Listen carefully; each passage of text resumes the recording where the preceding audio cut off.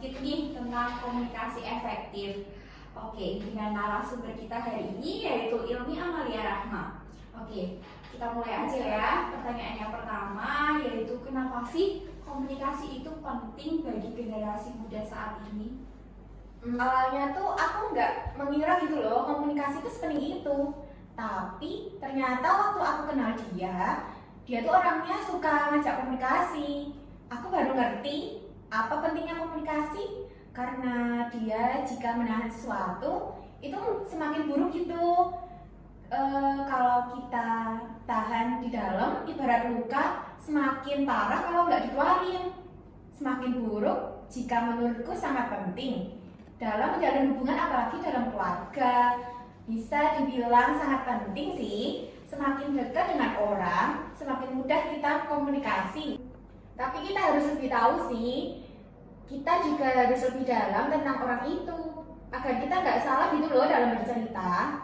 Komunikasi juga membuat kita tahu satu sama lain. Komunikasi yang baik itu akan membawa hubungan kita semakin maju. Dari sudut pandang Ilmi nih, apa sih dampak dari susahnya berkomunikasi itu? Aku tuh merasa ada keraguan sekarang bahwa orang ngomong apa, aku sharing pengalaman aku tuh nggak yakin gitu loh bahwa orang lain tuh mau denger. Jadi itu membuat aku susah komunikasi. Tapi aku mempelajari dalam hubungan perlu komunikasi, kita susah membangun hubungan. Semisal aku nggak terbuka gitu dengan orang tuaku seperti anak zaman sekarang. Sekarang sudah mulai mengenal lawan jenis. Contoh nih, pacaran. Kamu kan nggak terbuka gitu sama orang tua kamu. Di sini lain tipe, orang tuaku tuh sibuk gitu loh. Jarang ada waktu untuk anak. Mereka merasa anak tuh kesepian.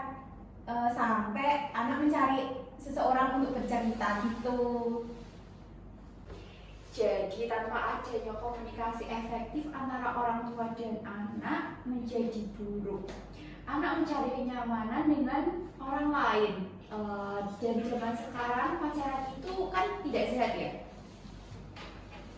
Iya sih, itu juga menyebabkan tuh timbulnya hal-hal negatif seperti pernikahan dini karena hamil di luar nikah. Padahal hamil di luar nikah itu juga dilarang agama kan.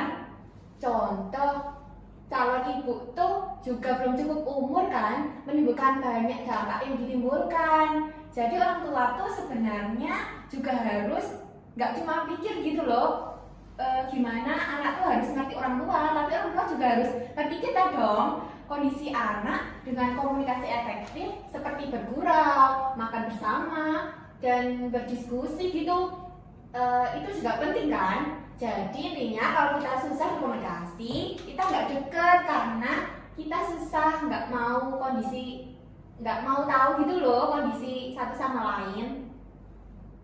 Bener banget tuh. Lanjut ya, apa yang terjadi jika komunikasi itu lancar? Komunikasi yang lancar itu dapat mempermudah hubungan yang baik. Jadi nggak banyak cekcok gitu loh. Bukan berarti problem itu nggak ada. Dalam hubungan kan pasti ada masalah baru nih. Tapi dengan bisa komunikasi yang baik tuh kita tuh bisa melewati gitu. Kita bisa mengenal satu sama yang lain dan percaya. Percayanya tuh juga terbuka gitu. Balik lagi ke dampak yang tadi. Seperti hampir di luar nikah kan, karena anak itu perlu seseorang untuk mendengarkan ceritanya. Jika tidak ada komunikasi yang efektif antara anak dan orang tua, membuat anak mencari seorang yang biasa mendengarkan ceritanya, seperti pasangan, ya nggak sih?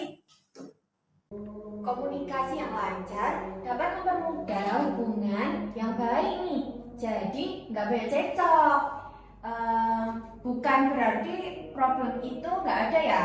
Dalam hubungan kan pasti ada masalah baru. Tapi dengan bisa berkomunikasi yang baik kan kita bisa melewati itu gitu. Kita bisa mengenal satu sama lain dan Sih setuju banget. Ini pertanyaan yang terakhir ya.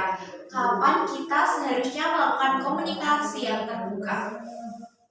Itu juga sesuatu yang aku pikirkan dari dulu gitu loh. Karena kenal seorang tuh nggak langsung terbuka gitu kan. Menurut kamu gimana? Kita komunikasi terbuka ketika kita udah yakin, kita udah mengenal gitu.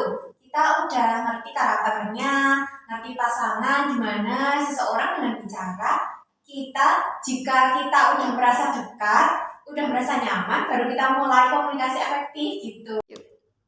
Oke, baik. Udah cukup nih perbincangan kita kali ini dengan narasumber kita Mbak Ilmi Amalia Rahma ya. Terima kasih udah nyempatin hadir, menyempatkan waktunya untuk bincang-bincang tentang komunikasi efektif. Jadi,